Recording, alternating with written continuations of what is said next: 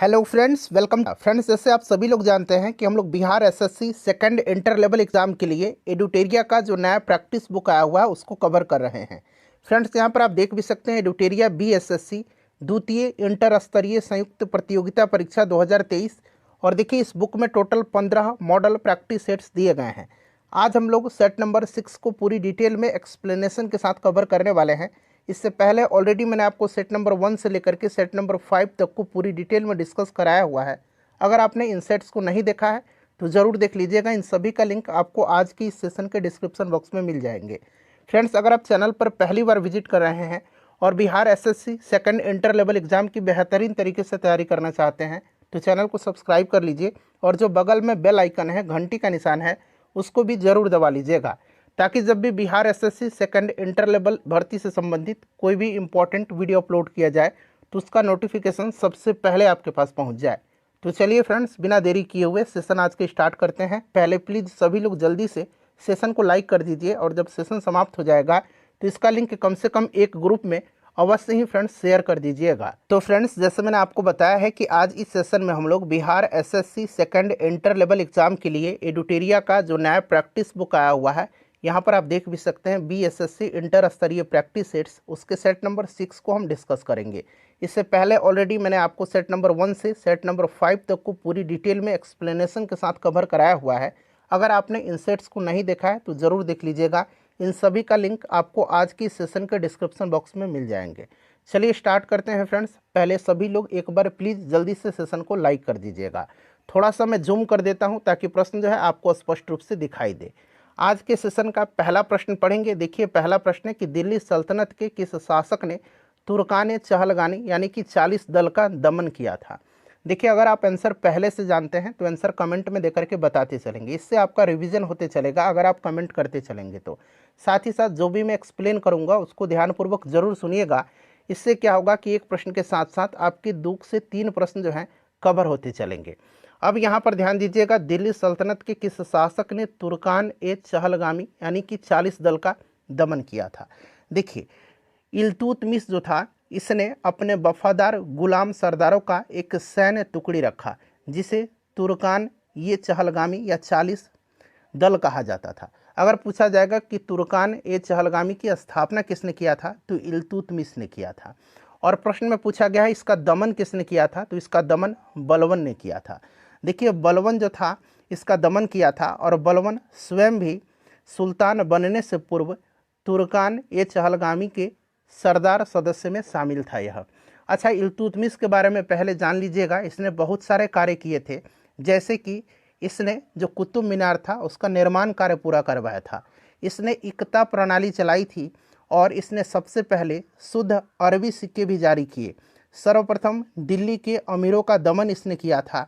और देखिए, इल्तुतमिश के बाद अब हम बलवन के बारे में भी जान लेते हैं। तो देखिए, बलवन तो एक हो गया, तुर्कान चहलगामी का दमन किया था। और बलवन जो था फ्रेंड्स, इसने एक सैन्य विभाग स्थापित किया था दीवाने अर्ज के नाम से। ठीक है, अगर पूछा जाए कि दीवाने अर्ज का गठन किसने किया था तो बलवन ने किया था। दीवाने अर्ज क्या था तो एक प्रकार का सैन्य विभाग था। और बलवन ने राज दरबार में सिजदा और पैबोस प्रथा शुरुआत किया था। सिजदा, यहाँ मैं लिख देता हूँ, सिजदा और पैबोस प्रथा की शुरुआत जो है, सिजदा और पैबोस प्रथा की शुरुआत बलवन ने किया था। और बलवन ने लौह एवं रक्त की नीति अपनाई थी और इसने नवरोज उत्सव प्रारंभ किया था। ये सभी पॉइंट्स आप ध्यान रखिएगा। चलिए, दूसरा प्रश्न है कि तालीकोटा का युद्ध, इसको राक्षसी तंगड़ी या बनीहट्टी के युद्ध के नाम से भी जाना जाता है। वहीं पूछा गया है कि राक्षसी तंगड़ी या तालीकोटा युद्ध के समय विजयनगर का शासक कौन था।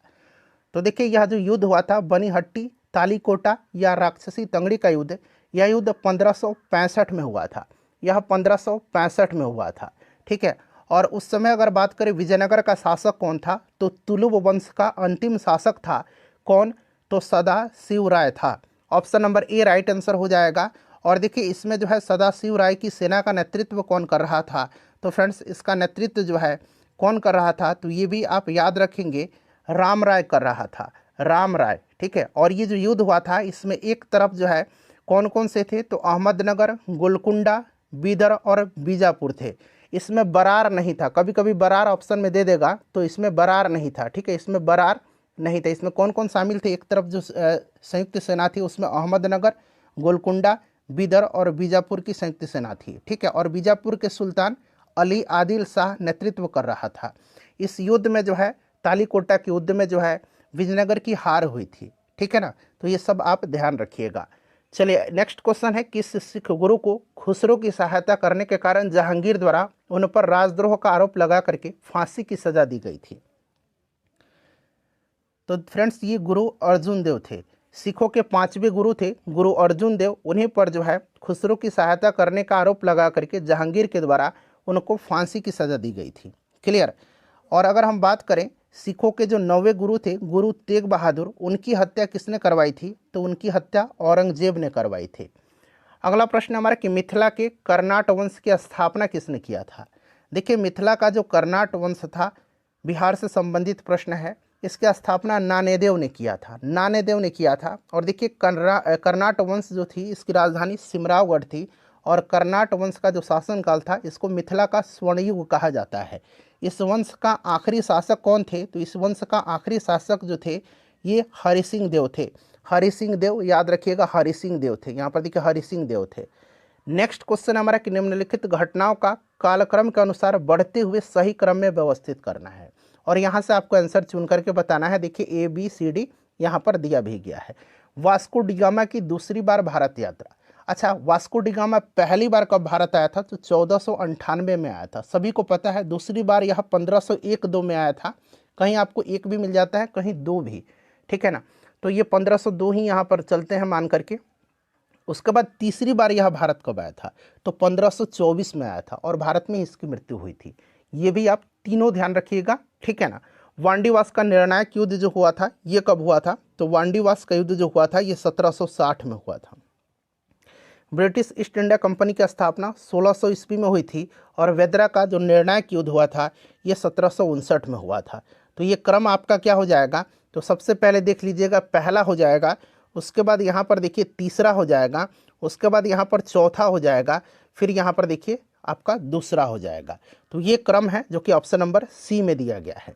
अगला प्रश्न है कि किस मुगल सम्राट के काल में ईस्ट इंडिया कंपनी ने भारत में सर्वप्रथम कारखाना स्थापित किया था? तो देखिए उस समय मुगल सम्राट जहांगीर था।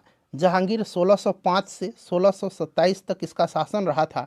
और इस दौरान आपको याद होगा कि पहली बार सूरत में 1608 में व्यापारिक कोठी स्थापित करने की जो है कोशिश किया गया था। फिर बाद में मसूलीपट्टनम में 1611 में जो है अंग्रेज़ों ने अपनी फैक्ट्री स्थापित किया था।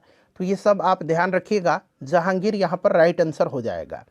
नेक्स्ट क्वेश्चन है कि वानर सेना एवं मंजरी सेना का गठन किस आंदोलन के दौरान किया गया था? वानर सेना जो था ये बच्चों को लेकर के वानर सेना का गठन किया गया था और बालिकाओं को लेकर के मंजरी सेना का गठन किया गया था। और इसका गठन किया गया था सविनय अवज्ञा आंदोलन के दौरान। ठीक है ना, सविनय अवज्ञा आंदोलन के दौरान राइट आंसर हो जाएगा। चलिए उसके बाद नेक्स्ट क्वेश्चन है क्वेश्चन नंबर 8। देखिए निम्नलिखित में से किस अखबार को रातों रात वर्नाक्यूलर प्रेस एक्ट से बचने के लिए अंग्रेजी अखबार में तब्दील कर दिया गया था? अच्छा, ये जो वर्नाक्यूलर प्रेस एक्ट है ये बड़ा ही महत्वपूर्ण है। दरअसल ये क्या है, तो ये जो भारतीय अखबार थे उसको प्रतिबंधित करने के लिए, खास करके सोम प्रकाश को प्रतिबंधित करने के लिए यह लाया गया था वर्नाक्यूलर प्रेस एक्ट। और यह लाया था लॉर्ड लिटन ने। कब लगाया था यह? तो ये भी ध्यान रखेंगे, लॉर्ड लिटन ने 1878 में जो है वर्नाक्यूलर प्रेस एक्ट लागू किया था। और इसके बाद लॉर्ड रिपन जो था 1882 में इसको निरस्त किया था। ये भी ध्यान रखिएगा। और प्रश्न में जो पूछा गया है इसका राइट आंसर क्या हो जाएगा? तो अमृत बाजार पत्रिका हो जाएगा। इसने रातों रात अपनी भाषा अंग्रेजी कर लिया था। और देखिए लॉर्ड लिटन के समय में ही ध्यान रखिएगा पहली बार दिल्ली दरबार का 1877 में आयोजन किया गया था। ठीक है, और इसी के समय आर्म्स एक्ट जो है पारित किया गया था। ये भी आप ध्यान रखिएगा। चलिए उसके बाद नेक्स्ट क्वेश्चन है कि क्रांति की तलवार में धार वैचारिक पत्थर पर रगड़ने से आती है, उपरोक्त कथन निम्नलिखित में से किसने कहा था? तो देखिए फ्रेंड्स यह कथन जो है यह कथन किसका है? तो इससे भी ध्यान रखेंगे, भगत सिंह जी का है।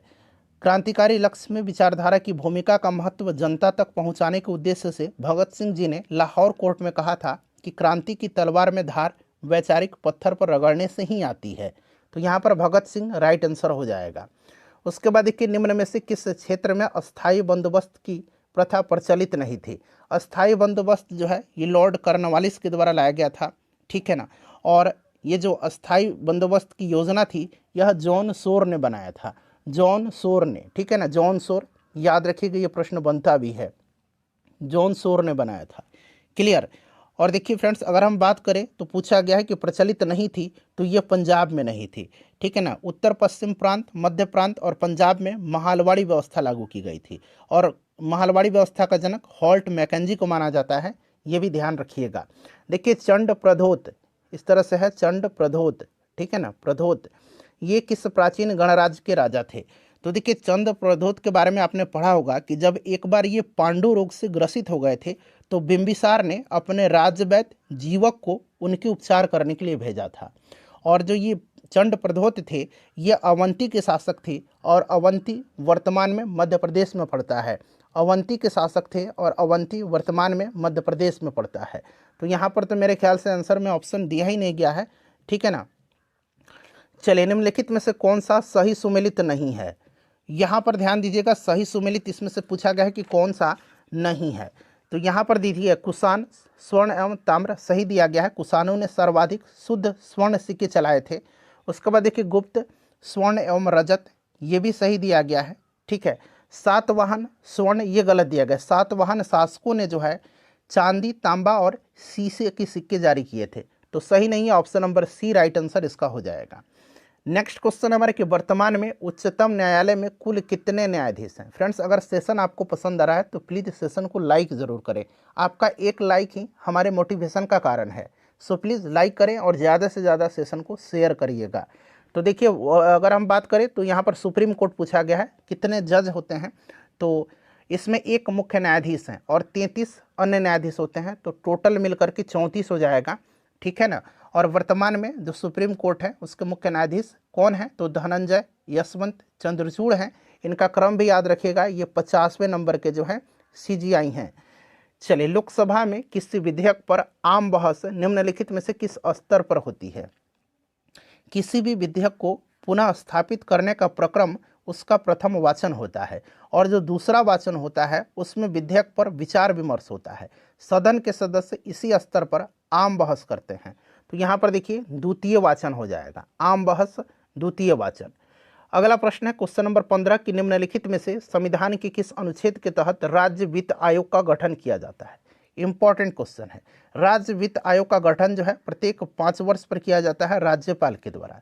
और देखिए भारतीय संविधान का जो अनुच्छेद 243I है, 243I, इसी के तहत राज्य वित्त आयोग का गठन किया जाता है। अच्छा, 243D में क्या है? तो इसमें पंचायतों के स्थानों का आरक्षण है। 243K में क्या है? तो इसमें पंचायतों के लिए निर्वाचन है। 243H में क्या है? तो पंचायतों द्वारा कर आरोपित करने की शक्तियां और उसकी निधियां हैं। क्लियर। चलिए, अगला प्रश्न है कि निम्न में से कौन सा युग्म सुमेलित नहीं है? तो यहाँ पर देखिए सुमेलित जो नहीं है, राज्यसभा में सदस्यों का निर्वाचन आयरलैंड जो है, यहाँ पर ये आपका जो है सुमेलित पूछा गया है कि नहीं है। राज्यसभा के लिए साहित्य, कला, विज्ञान एवं समाज सेवा के योगदान के आधार पर सदस्यों का मनोनयन का विचार कहाँ से लिया गया है? तो आयरलैंड से मनोनयन का विचार लिया गया है, ठीक है। और राज्यसभा में सदस्यों का निर्वाचन दिया गया है यहाँ पर, तो इसकी पद्धति दक्षिण अफ्रीका के संविधान से ली गई है, इसीलिए ऑप्शन नंबर बी यहाँ पर राइट आंसर हो जाएगा। 12 सदस्य जो है राज्यसभा में राष्ट्रपति के द्वारा जो है मनोनीत किए जाते हैं। देखिए, वरीयता अनुक्रम में 6ठे स्थान पर लोकसभा के अध्यक्ष के साथ किसको रखा गया है? देखिए, पहला स्थान तो आपको पता है वरीयता क्रम में राष्ट्रपति का होता है, दूसरा उपराष्ट्रपति का, तीसरा प्रधानमंत्री का, चौथा राज्यों के राज्यपाल अपने अपने राज्य में होते हैं, पांचवा भूतपूर्व राष्ट्रपति और 5 में उप प्रधानमंत्री का है, छठा में भारत के मुख्य न्यायाधीश और लोकसभा अध्यक्ष को रखा गया है। तो यहाँ पर लोकसभा अध्यक्ष के साथ भारत के मुख्य न्यायाधीश हैं। नेक्स्ट क्वेश्चन है कि सदन के उच्च सदन में निम्नलिखित राज्यों की सीटों का सही अवरोही क्रम, अवरोही पूछा गया है, यानी कि सबसे पहले ज़्यादा, फिर उससे कम, फिर उससे कम, ये अवरोही क्रम होता है। तो देखिए, सबसे ज़्यादा इसमें उत्तर प्रदेश में हो जाएगा आपका 31, महाराष्ट्र में 19, तमिलनाडु में 18 और बिहार में आपको भी पता होगा 16 है। तो सबसे पहले आपका उत्तर प्रदेश हो जाएगा, फिर महाराष्ट्र हो जाएगा। देखिए कहाँ पर दिया, उत्तर प्रदेश, महाराष्ट्र, उसके बाद तमिलनाडु और उसके बाद बिहार, ठीक है ना। तो ये ऑप्शन ए राइट आंसर हो जाएगा। देखिए, एक उच्च न्यायालय का यानी कि हाई कोर्ट की बात की जा रही है, न्यायाधीश अपना त्यागपत्र संबोधित करता है। तो देखिए, किसी भी उच्च न्यायालय के न्यायाधीशों की नियुक्ति राष्ट्रपति के द्वारा की जाती है। हालांकि राष्ट्रपति सर्वोच्च न्यायालय के मुख्य न्यायाधीश एवं संबंधित राज्य के राज्यपाल से परामर्श लेकर के ही इनकी नियुक्ति करते हैं। ठीक है, और देखिए, उच्च न्यायालय के न्यायाधीश अपना त्यागपत्र राष्ट्रपति को संबोधित करके देते हैं। तो यहाँ पर राष्ट्रपति राइट आंसर हो जाएगा। चलिए, उसके बाद नेक्स्ट क्वेश्चन है, और अभी वर्तमान में पटना हाई कोर्ट के मुख्य न्यायाधीश कौन है? के विनोद चंद्रन है। ये नाम जरूर याद रखिएगा आप। निम्नलिखित में से, तो यहाँ पर राष्ट्रपति इसका राइट आंसर होगा। उसके बाद देखिएगा कि निम्नलिखित में से किसने संविधान के भाग 3 में उल्लेखित अनुच्छेद 32 को संविधान का आत्मा कहा है? तो आपको पता है संविधान का आत्मा कहा है बाबा साहब अम्बेडकर ने। जो अनुच्छेद 32 में संवैधानिक उपचारों का अधिकार दिया गया है उसी को कहा है। और देखिए, बाबा साहब अम्बेडकर जो थे ये कौन थे? तो आपको भी याद होगा, ये प्रारूप समिति के अध्यक्ष थे। तो यहाँ पर देखिए, प्रारूप समिति का अध्यक्ष दिया गया है, option number C right answer हो जाएगा। चलिए, उसके बाद नेक्स्ट क्वेश्चन कर लेंगे कि निम्नलिखित नदियों में से किसके मुहाने पर पक्षी के पंजे की आकृति वाला डेल्टा बनता है? पक्षी के पंजे की आकृति वाली डेल्टा जो है यह किस नदी के मुहाने पर बनता है? तो यह नदी है मिसिसिपी। मिसिसिपी नदी है, यह संयुक्त राज्य अमेरिका में बहती है और यह इटास्का झील से निकलती है। कहाँ से? तो ये झील का भी नाम याद रखेंगे, इटास्का झील से यह निकलती है और गिरती है कहाँ पर? तो यह मैक्सिको की खाड़ी में जाकर के बहती है। ठीक है, तो यहाँ पर ऑप्शन डी राइट आंसर हो जाएगा। चलिए, फिजी द्वीप अवस्थित है। फिजी बड़ा ही चर्चा में था, क्यों था? तो प्रधानमंत्री जी गए थे इसकी यात्रा पर इसी साल, और फिजी ने अपना सर्वोच्च award companion of the order of Fiji से इनको नवाजित किया था। ठीक है ना। और फिजी जो है ये दक्षिणी प्रशांत महासागर में स्थित देश है। इसकी राजधानी जो है सुआ है, ये भी आप ध्यान रखेंगे। तो प्रशांत महासागर, ऑप्शन बी राइट आंसर हो जाएगा। चलिए, 23 नंबर क्वेश्चन कर लेंगे कि परवाल द्वारा निर्मित ग्रेट बैरियर रीफ किस तट के समीप स्थित है? तो ग्रेट बैरियर रीफ जो है आपको याद भी होगा, यह कहाँ पर है? तो ऑस्ट्रेलिया में है, क्वींसलैंड ऑस्ट्रेलिया में है। और परवाल द्वारा निर्मित ग्रेट बैरियर रीफ क्वींसलैंड तट के समीप स्थित है। ठीक है ना। क्वींसलैंड ऑस्ट्रेलिया के उत्तरी पूर्वी तट के समानांतर बनी है। और देखिए, विश्व की यह सबसे बड़ी मूंगे की दीवार है और यह प्रशांत महासागर में है। ठीक है, तो यहाँ पर क्वींसलैंड हो जाएगा। देखिए, निम्न अक्षांश यहाँ पर दिया, निम्न अक्षांश उत्तरी और दक्षिणी में किससे आप हॉर्स अक्षांश से संबद्ध करेंगे, जिसको कि हिंदी में हम लोग अश्व अक्षांश कहते हैं। ठीक है ना। तो देखिए फ्रेंड्स, यह अश्व अक्षांश जो होता है ये भूमध्य रेखा के उत्तर और दक्षिण में लगभग 30 डिग्री पर स्थित है। ठीक है, 30 डिग्री पर स्थित है। तो यहाँ पर 30 डिग्री राइट आंसर हो जाएगा।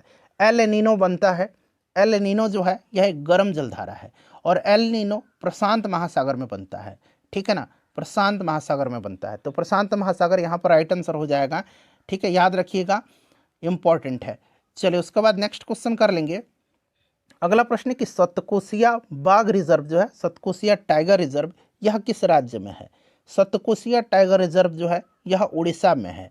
ठीक है ना, उड़ीसा में। सतकोसिया से याद रखिएगा, सतकोसिया गौर्ज अभयारण्य, इस क्षेत्र को वर्ष 1976 में एक अभयारण्य घोषित किया गया था।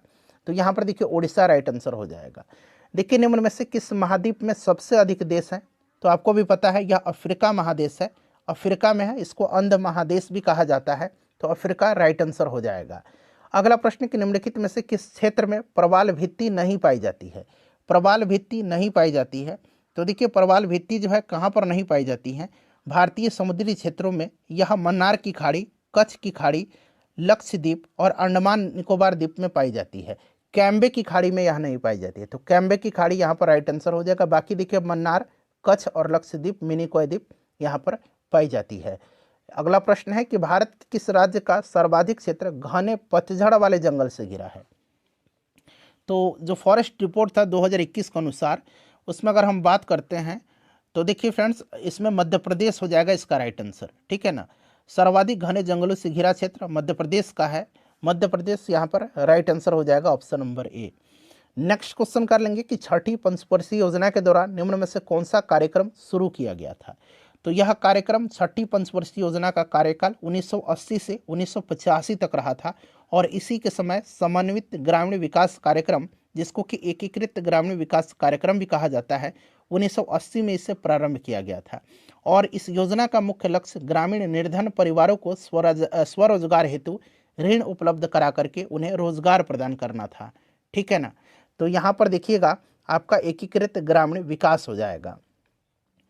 अगला प्रश्न है हमारा कि सार्वजनिक वितरण प्रणाली का लक्ष्य क्या है। सार्वजनिक वितरण प्रणाली का लक्ष्य बताइएगा। तो सार्वजनिक वितरण प्रणाली का लक्ष्य कम मूल्य पर गरीबों को खाद्य सुरक्षा उपलब्ध कराना, जमाखोरी, कालाबाजारी रोकना तथा व्यापारियों द्वारा अधिक मूल्य लिए जाने से रोकना है।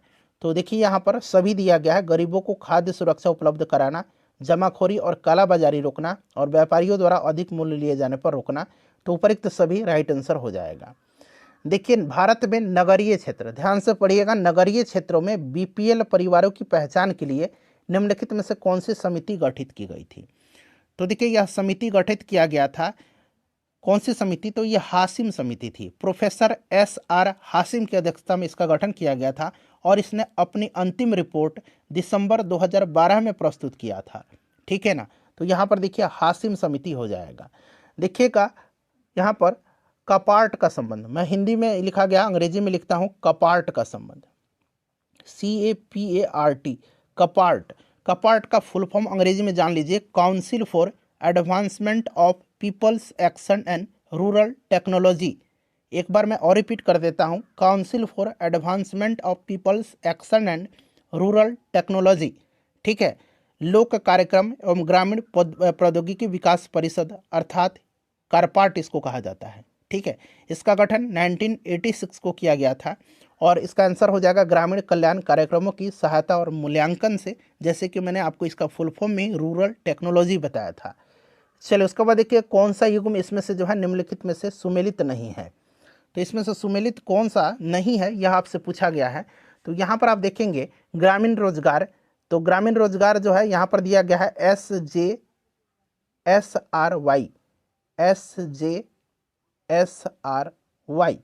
स्वर्ण जयंती शहरी रोजगार योजना है। यह ग्रामीण रोजगार नहीं है, यह स्वर्ण जयंती शहरी रोजगार योजना है, इसीलिए यह ग्रामीण रोजगार गलत दिया गया, यह शहरी रोजगार होगा। ठीक है ना। चलिए रियो डी जेनेरियो में संपन्न अंतर्राष्ट्रीय सम्मेलन था। तो रियो डी जेनेरियो ब्राजील में पड़ता है और आपको याद होगा 1992 में जो है अंतर्राष्ट्रीय पृथ्वी शिखर सम्मेलन यानी कि अर्थ समिट संयुक्त राष्ट्र का पर्यावरण और विकास सम्मेलन था, यहीं पर हुआ था। तो संयुक्त राष्ट्र पर्यावरण और विकास सम्मेलन। नेक्स्ट क्वेश्चन है हमारा कि 68वां फिल्म फेयर पुरस्कार 2023 में किसे सर्वश्रेष्ठ अभिनेता का खिताब दिया गया है। 68वां फिल्म फेयर पुरस्कार 2023 में सर्वश्रेष्ठ अभिनेता का अवार्ड जो है ये राजकुमार राव को दिया गया है। सर्वश्रेष्ठ अभिनेत्री आलिया भट्ट को दिया गया है। सर्वश्रेष्ठ फिल्म का अवार्ड गंगूबाई काठियावाड़ी को दिया गया है। सर्वश्रेष्ठ निर्देशक का अवार्ड संजय लीला भंसाली जी को दिया गया है। चलिए 27वां चोगम का फुल फॉर्म जान लीजिए, इसका फुल फॉर्म जानना जरूरी है। चोगम समिट कहाँ हुआ था ये तो आप पढ़ते हैं, बहुत लोगों को पता भी होगा इसका फुल फॉर्म, जो नहीं जानते हैं जान लीजिए। चोगम का फुल फॉर्म होता है Commonwealth heads of government summit, यह मीटिंग कहिए। ठीक है ना, Commonwealth heads of government meeting. ठीक है ना, एम दिया गया है तो मीटिंग ही याद रखिएगा, Commonwealth heads of government meeting. 27वां पूछा गया है तो 27वां का जो आयोजन होगा ये समोआ में होगा, समोआ राइट आंसर हो जाएगा। और इससे पहले 26वां रवांडा में किया गया था, रवांडा में 26वां हुआ था। समर्थ योजना की शुरुआत किस मंत्रालय द्वारा किया गया है। समर्थ योजना का शुरुआत जो है यह कपड़ा मंत्रालय के द्वारा किया गया। कपड़ा उद्योग एवं संबंधित क्षेत्रों में प्रोत्साहन प्रदान करने के लिए यह योजना कपड़ा मंत्रालय के द्वारा शुरू किया गया है। नेक्स्ट क्वेश्चन है कि त्रिपुरा सरकार ने पर्यटन क्षेत्र को बढ़ावा देने के उद्देश्य से किसे अपना ब्रांड एम्बेसडर नियुक्त किया है। त्रिपुरा गवर्नमेंट ने पर्यटन क्षेत्र को बढ़ावा देने के उद्देश्य से किसको अपना ब्रांड एम्बेसडर नियुक्त किया है। तो फ्रेंड्स यह सौरभ गांगुली जी को। ठीक है ना, सौरभ गांगुली यहाँ पर राइट आंसर हो जाएगा, option number A correct answer हो जाएगा। चलिए 40 नंबर क्वेश्चन पढ़िएगा कि हाल ही में किस राज्य के द्वारा लैवेंडर महोत्सव मनाया गया है। लैवेंडर महोत्सव मनाया गया है किस राज्य या केंद्र शासित प्रदेश कहिए, तो ये जम्मू कश्मीर के द्वारा, और केंद्रीय मंत्री जितेंद्र सिंह जी के द्वारा इसका उद्घाटन किया गया है। पहली बार यह मनाया गया है इसलिए महत्वपूर्ण है, ध्यान रखिएगा। चलिए अगला प्रश्न है किस देश ने प्रधानमंत्री नरेंद्र मोदी को ऑर्डर ऑफ द नाइल से, और अभी मैंने आपको बताया था कौन सा फिजी का companion of the order of Fiji और companion of the order of Logohu, एक है companion of the order of Fiji, तो ये फिजी गवर्नमेंट ने दिया है। Companion of the order of Logohu, Logohu दिया है पपुआ न्यू गिनी के द्वारा, ठीक है ना, सब याद रखिएगा। और पलाऊ के द्वारा क्या दिया गया है, पलाऊ के द्वारा एबाकल दिया गया, एबाकल EBAKL, एबाकल, एबाकल award by the Republic of Palau, clear.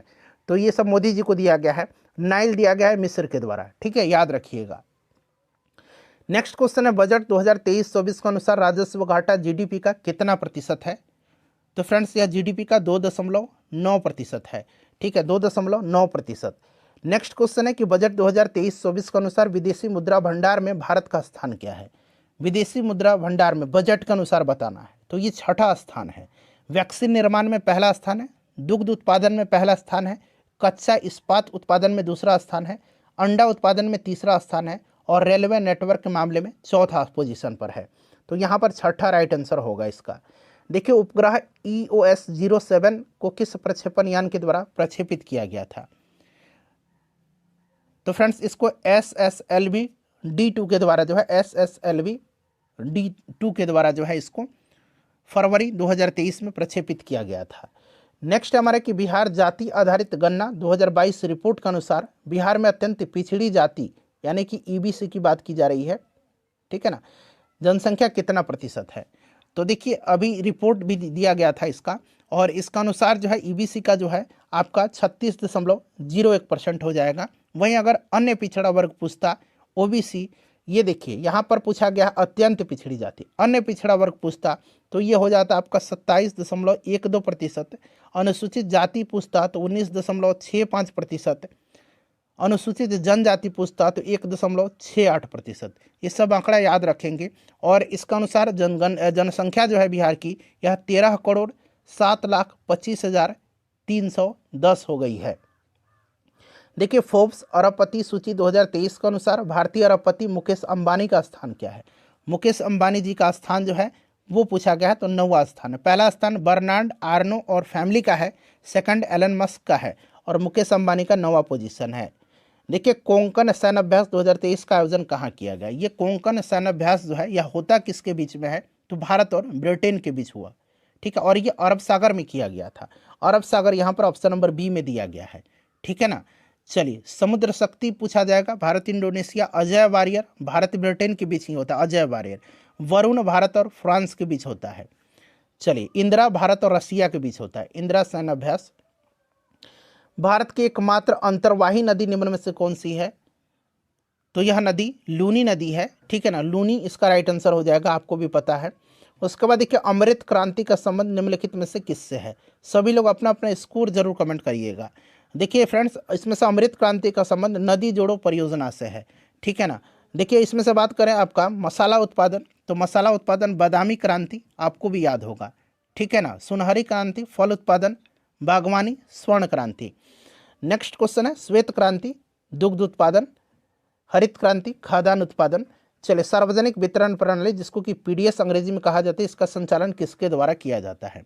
देखिए PDS जो है ना, PDS प्रणाली गरीबी स्तर से नीचे रहने वाले परिवारों को मूलभूत आवश्यकताओं को वितरित करने की जिम्मेदारी लेती है, और इसका जो है संचालन राज्य सरकार और केंद्र सरकार दोनों के द्वारा किया जाता है, ठीक है ना। तो यहाँ पर A और B दोनों हो जाएगा, राज्य सरकार और केंद्र सरकार।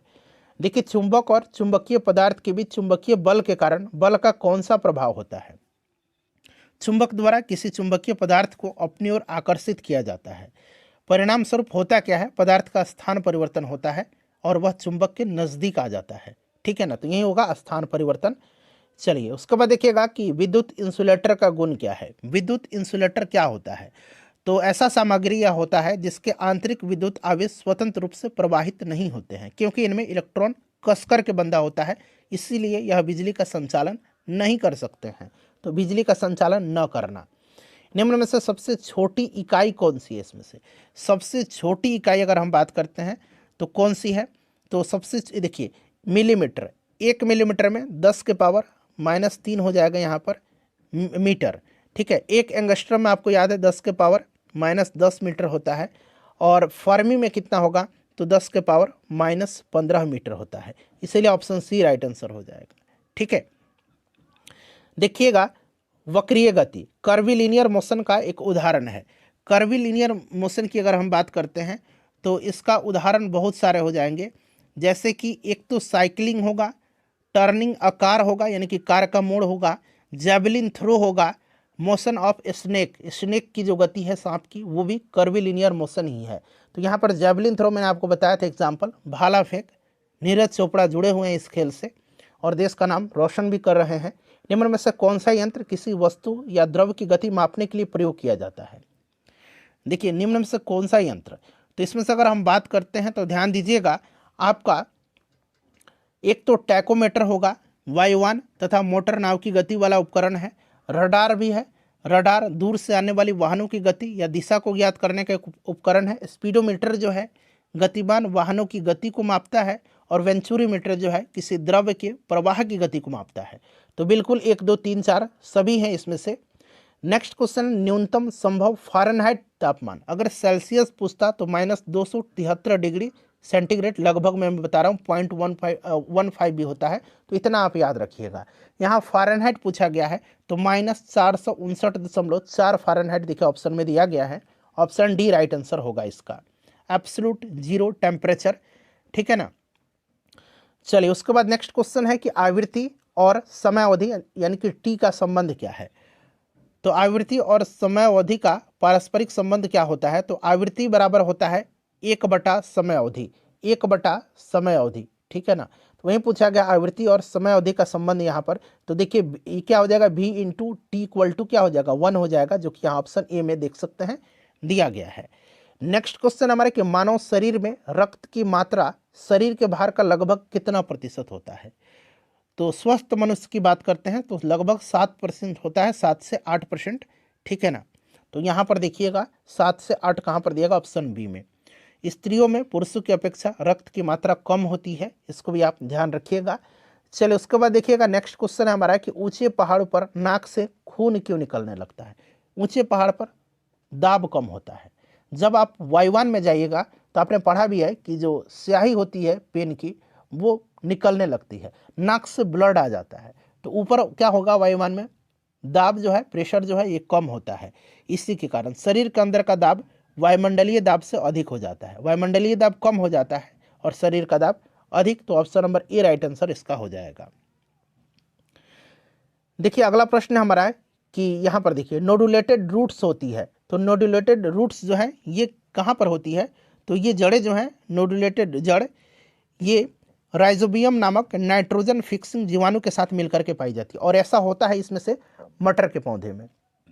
नेक्स्ट क्वेश्चन हमारा तिलचट्टे के पास है, कॉकरोचेज, बताइएगा कितने पैर और कितने जोड़ी पंख होते हैं? तो तिलचट्टे के पास 3 जोड़ी पैर और 2 जोड़ी पंख होता है, ऑप्शन बी यहाँ पर हो जाएगा इसका आंसर। देखिए क्रिकेट खिलाड़ी मैदान में गेंद का तेजी से पीछा कर रहा है, निम्नलिखित में से हड्डियों का कौन सा समूह इस गति में प्रत्यक्ष रूप से योगदान दे रहा है? तो जब क्रिकेटर गेंद का पीछा करता है तो तेज दौड़ता है और उसके पैरों की हड्डियां का योगदान होता है, और पैर की हड्डी इसमें से टार्सल, फीमर, मेटाकार्पलस और टीबिया है, जो कि ऑप्शन यहाँ पर बी में दिया गया है।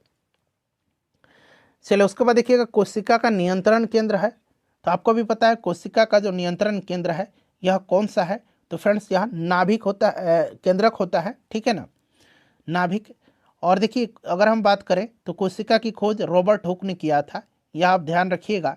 ठीक है ना, और ये जो नाभिक है, केंद्रक है, यह एक महत्वपूर्ण कोशिकांग होता है और इसमें अनुवांशिक सामग्री होती है जो कोशिकाओं की सभी गतिविधियों को नियंत्रित करती है, और यह कोशिका की सबसे महत्वपूर्ण कोशिकांग है, और इसकी खोज जो है किसने किया था? तो रॉबर्ट ब्राउन ने किया था। नेक्स्ट क्वेश्चन हमारा कि निम्नलिखित में से कौन सा कोशिका नहीं है, इसमें से कौन सा इसमें से जो है नहीं है? तो यहाँ पर देखिए विषाणु हो जाएगा। ठीक है ना, विषाणु राइट आंसर हो जाएगा। उसके बाद देखिए एडवर्ड जेनर ने विकास किया था, तो मैंने बताया था ना कि एडवर्ड जेनर को क्या कहा जाता है? तो इनको जो है प्रतिरक्षा प्रणाली का जनक कहा जाता है। ठीक है, इनको जो है इम्यूनोलॉजी का फादर कहा जाता है, और इन्होंने चेचक की टीके का खोज किया था। टीकाकरण का भी खोज इन्होंने ही किया था, ये चीज़ ध्यान रखेंगे, और चेचक के टीका का खोज इसने किया था।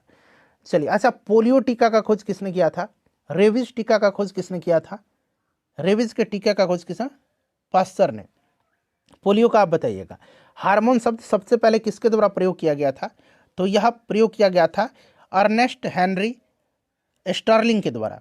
तो और एक और नाम याद रखिएगा, बेलिस के द्वारा। तो यहाँ बायलर और स्टर्लिंग दिएगा, बेलिस बनाइएगा, ठीक है ना। चलिए, किस जीव की आनुवंशिक संरचना कहलाती है? तो किसी भी जीव की आनुवंशिक संरचना जो है यह क्या कहलाती है? तो इसको जीनोटाइप कहा जाता है, जीनोटाइप कहा जाता है, ठीक है, ध्यान रखिएगा। नेक्स्ट क्वेश्चन है हमारा कि रक्त के माध्यम से ऑक्सीजन मुख्य रूप से पहुंचाया जाता है। तो आपको पता है ना, ऑक्सीजन पहुंचाया जाता है आरबीसी के द्वारा, और आरबीसी को मैंने बताया था एरिथ्रोसाइट्स भी कहा जाता है, ठीक है, एरिथ्रोसाइट्स भी कहा जाता है। चलिए, तो यहाँ पर देखिए एरिथ्रोसाइट्स दिया गया है। चलिए, नेक्स्ट क्वेश्चन कर लेंगे। ल्यूकोसाइट जो है प्रतिरक्षा प्रक्रिया में शामिल होता है, ल्यूकोसाइट्स, WBC। और यहाँ पर थ्रोम्बोसाइट जो है ये आपका प्लेटलेट है, ये रक्त के थक्के जमने में मदद करता है। चलिए, उसके बाद देखिएगा, यदि तांबे को हवा में खुला रखा जाता है तो यह धीरे धीरे अपनी चमकदार भूरी सतह खो देता है और हरे रंग की कोटिंग प्राप्त कर लेता है, जिसका कारण क्या है? तो इसका कारण क्या है? तो इसका कारण क्या है? तो हवा में उपस्थित कार्बन डाइऑक्साइड और जलवाष्प है। जैसे ही आता है तो यह इससे प्रक्रिया करके क्या बना लेता है? कॉपर कार्बोनेट का निर्माण करता है, और इसी कारण तांबे हरे रंग का हो जाता है। तो यहाँ पर देखिए कॉपर कार्बोनेट दिया गया है, CuCO3। माध्यम में ध्वनि का वेग का सही क्रम बढ़ते हुए क्रम में बताना है। तो हवा में कितना होता है? 332 मीटर पर सेकंड होता है, ठीक है। कार्बन डाइऑक्साइड में 260 हो जाएगा, जलवाष्प में 405, आयरन में 5130, एल्युमिनियम में 6420। थोड़ा बहुत वैरी करेगा, निश्चिंत रहिएगा, ठीक है ना। तो यहाँ पर ऑप्शन सी हो जाएगा, बढ़ते क्रम में बताना है। तो 260, जलवाष्प में कितना? 405, आयरन में कितना? आयरन में मैंने बताया 5130, और एल्युमिनियम में 6420। चलिए, कौन सा समूह इसमें से अम्लीय प्रकृति का है? अम्लीय प्रकृति का इसमें से कौन सा समूह है? तो चिट्टी का डंक फॉर्मिक एसिड है, ठीक है ना। और उसके बाद सिरका, तो ये आपका अम्लीय प्रकृति का है। सिरका एसिटिक एसिड, आपको पता है। चलिए, नेक्स्ट क्वेश्चन है हमारा कि निम्नलिखित में से कौन सी धातु प्रकृति में अपनी मूल अवस्था में मौजूद है? तो मूल अवस्था में इसमें से मौजूद जो है आपका हो जाएगा इसमें से कौन सा? एयू, यानी कि यह गोल्ड है, सोना है, और यहाँ पर देखिए एजी, यानी कि यह चांदी है, ठीक है ना। तो यहाँ पर ऑप्शन नंबर यहाँ पर 2 और 4 हो जाएगा। जबकि देखिए कैल्शियम और जिंक यहाँ पर दिया गया है, यह मुक्त अवस्था में नहीं मिलते हैं, और ये मूल अवस्था में, मुक्त अवस्था में मौजूद होते हैं। निम्नलिखित में से सर्वाधिक विद्युत धनात्मक तत्व कौन सा है? इसमें से बताना है। तो सर्वाधिक विद्युत धनात्मक तत्व इसमें से फ्रांसियम है, ठीक है। जबकि सर्वाधिक विद्युत ऋणात्मक तत्व फ्लोरीन होता है। तो इसमें से अगर हम बात करें तो आपका फ्रांसियम हो जाएगा। निम्नलिखित में से प्रकाश के क्वांटम सिद्धांत का प्रतिपादन किसने किया था? प्रकाश के क्वांटम सिद्धांत का प्रतिपादन जो है ये आइंस्टीन ने किया था। आइंस्टीन राइट आंसर हो जाएगा, यहाँ पर option number A right answer हो जाएगा। उसके बाद देखिएगा कि ऊन देने वाले जंतुओं का समूह कौन सा है? ऊन देने वाले जंतु भेड़, बकरी, ऊंट और याक होता है। तो ऑप्शन ए में दिया गया भेड़, बकरी, ऊंट और याक, ठीक है ना। तो इन 75 प्रश्नों में से अपना स्कोर बताइएगा, वीडियो को लाइक करिएगा, शेयर करिएगा। बाकी मैथ रीजनिंग के 75 प्रश्न है, जैसे आप जानते हैं 150 प्रश्न होते हैं।